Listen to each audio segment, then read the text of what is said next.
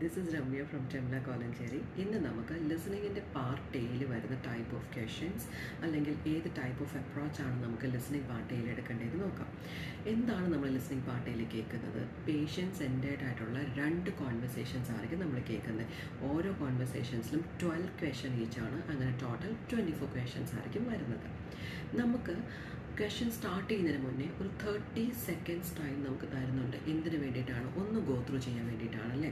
അവിടെ നമ്മൾ മെയിനായിട്ട് ഫോക്കസ് ചെയ്യേണ്ടത് എന്താണ് അതിൻ്റെ ഹെഡിങ് എന്ന് നോക്കുക. To whom they are speaking to. Pharmacist ആണോ, ഡെർമറ്റോളജിസ്റ്റ് ആണോ, ഫിസിയോതെറാപ്പിസ്റ്റ് ആണോ, ആരാണോ നോക്കുക. എക്സാമ്പിളിൽ ഒരു ഫാർമസിസ്റ്റിൻ്റെ കോൺവെർസേഷനാണ് നമ്മൾ കേൾക്കാൻ പോകുന്നതെന്ന് വിചാരിക്കുക. Then definitely you can make sure that you will be hearing a lot of medications name. മെഡിസിൻസിൻ്റെ നെയിംസ് കൂടുതൽ നമ്മൾ കേൾക്കാനുള്ള ചാൻസസ് ഉണ്ട്. ഇനി മറ്റൊരു കാര്യം നമ്മൾ ശ്രദ്ധിക്കേണ്ടത് എന്താണെന്ന് വെച്ച് കഴിഞ്ഞാൽ ഒരിക്കലും ആ എഴുതിയിരിക്കുന്ന കേസ് നോട്ടിലുള്ള സെൻറ്റൻസ് ആസിച്ച് നമ്മൾ കേൾക്കത്തില്ല. കാരണം നമ്മുടെ മുമ്പിലിരിക്കുന്ന ക്വസ്റ്റ്യൻ പേപ്പർ പാരാഫ്രൈസ്ഡ് ആയിട്ടായിരിക്കും തന്നിരിക്കുന്നത്. വേറാസ് നമ്മൾ കേൾക്കുന്നതും അതൊരു കോൺവെർസേഷനാണ്, which means is a spoken language. അപ്പോൾ എക്സാക്റ്റ് ആയിട്ടുള്ള സെയിം വേർഡ്സ് നമ്മൾ ഒരിക്കലും എക്സ്പെക്ട് ചെയ്യരുത്. കാരണം സിനോണിംസ് ആയിട്ടായിരിക്കും അല്ലെങ്കിൽ എന്താ പറയുക വേറെ രീതിയിലായിരിക്കും നമ്മൾ ലിസണിങ് നമ്മൾ ആസിച്ച് കേൾക്കുന്നത്. അപ്പോൾ സെയിം തന്നെ നോക്കിയിരുന്നു കഴിഞ്ഞാൽ നമുക്ക് ആൻസർ കിട്ടത്തില്ല. ഇനി നമുക്കിത് എങ്ങനെ ചെയ്യാമെന്ന് നോക്കിയാലോ. With example I will explain you how to do this listening. So the first thing എന്താ നമ്മൾ ചെയ്യേണ്ടതെന്ന് വെച്ച് കഴിഞ്ഞാൽ use the headings and sub headings to help you decide what to listen for. അതിൻ്റെ എക്സാമ്പിൾ പറഞ്ഞുതരാം. ഫസ്റ്റ് വൺ എന്ന് വിചാരിക്കുക, നമുക്ക് തന്നിരിക്കുന്ന ഹെഡിങ് എന്ന് പറയുന്നത് റീസൺ ഫോർ കോൺവെർസേഷൻ എന്നുള്ളതാണെന്ന് വിചാരിക്കുക. എന്നിട്ട് തന്നിരിക്കുകയാണ് patient asking for advice about medication. അപ്പോൾ എന്തിനാ റീസൺ എന്താ? പേഷ്യൻ്റ് ഒരു അഡ്വൈസ് ചോദിക്കുകയാണ് ഒരു പർട്ടിക്കുലർ മെഡിസിനെ കുറിച്ചിട്ട്. അടുത്ത പോയിന്റിൽ നമുക്കൊരു ഡാഷ് തന്നിട്ട് പറയുവാണ് ഗേവ് പേഷ്യൻ്റ് റാംബ്രിൽ ലാസ്റ്റ് വീക്ക്. അപ്പോൾ എന്ത് മെഡിസിനെ കുറിച്ചിട്ട് അഡ്വൈസ് ചോദിക്കാനാണ് വന്നിരിക്കുന്നത്? റാംബ്രിലിനെ കുറിച്ചിട്ടാണ്. ആരോ പേഷ്യൻറ്റിന് റാംബ്രിൽ കൊടുത്തു ലാസ്റ്റ് വീക്ക്, അതിൻ്റെ ഒരു അഡ്വൈസിന് വേണ്ടി വന്നിരിക്കുന്നതാണ്. അപ്പോൾ ആ ഡാഷിൽ അവിടെ എന്തായിരിക്കും തന്നെ? ആരോ കൊടുത്തു അല്ലേ, ഒരു വ്യക്തിയെക്കുറിച്ചായിരിക്കും പറയാൻ പോകുന്നത്. So it can be a noun. Okay, so this is how you have to expect answers.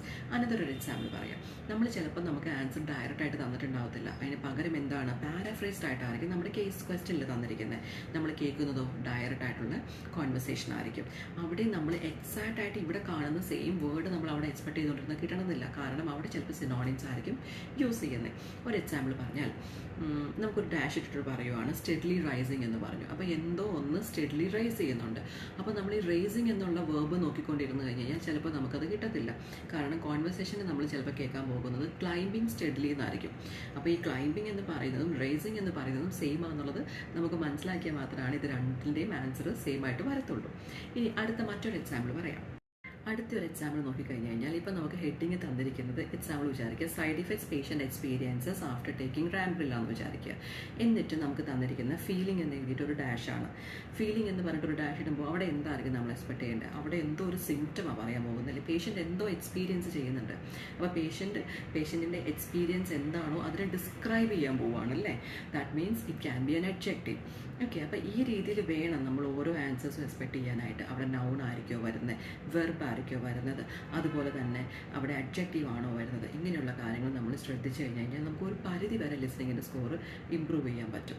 ഇനി കുറച്ച് ചാനൽസ് ഉണ്ട്, യൂട്യൂബ് ചാനൽസ് നമ്മൾ ഭയങ്കരമായിട്ട് നമുക്ക് ഒരുപാട് ഹെൽപ്ഫുൾ ആണ്, എസ്പെഷ്യലി ലിസണിങ്ങിൻ്റെ സ്കോർ ഇമ്പ്രൂവ് ചെയ്യാനായിട്ട്. അത് കുറച്ച് ചാനൽസ് ഞാൻ പറഞ്ഞുതരാം. നമ്മൾ ചെയ്യേണ്ട കാര്യം ഇത്രയേ ഉള്ളൂ. നമ്മൾ ചില റോൾ പ്ലേസ് ഉണ്ട്. Okay, role plays videos especially in the Matthew സ്മിത്തിൻ്റെ യൂട്യൂബ് ചാനലിലുള്ളത്. അതിൻ്റെ അകത്തൊരു റോൾ പ്ലേ ഇനാക്ട് ചെയ്യുവാണ് ഇപ്പോൾ ഡിഫറെൻറ്റ് പ്രൊഫഷണൽസ് ആയിട്ടുള്ളത്. അപ്പോൾ നമ്മളത് കേട്ട് നമ്മൾ ആ റോൾ പ്ലേയുടെ സ്ട്രക്ചറിങ് എങ്ങനെയാണെന്നുള്ളത് മനസ്സിലാക്കുക. അതുപോലെ തന്നെ നമ്മൾ ചില ഓഡിയോസ് കേട്ട് കഴിയുമ്പോൾ അതിൽ നമ്മളൊരു ഹെഡിങ്സ് ഒക്കെ നമ്മൾ തന്നെ എന്തിനെ കുറിച്ചിട്ടാണ് കേട്ടതെന്നുള്ള കാര്യം ഒരു ഹെഡിങ് നമ്മൾ ഉണ്ടാക്കുക. അതുപോലെ തന്നെ വീണ്ടും കേട്ട് ആ ഹെഡിങ്ങിനെ വെച്ചിട്ട് എന്താണ് അവിടെ ഡിസ്കസ് ചെയ്തെന്നുള്ളത് നമ്മൾ നോട്ട്സ് ഉണ്ടാക്കുക. ഇങ്ങനെയൊക്കെ ചെയ്ത് കഴിഞ്ഞാൽ ഒരു പരിധി വരെയൊക്കെ നമുക്ക് ലിസണിങ്ങിൻ്റെ സ്കോർ ഇമ്പ്രൂവ് ചെയ്യാൻ പറ്റും. So I hope it's useful. Thank you.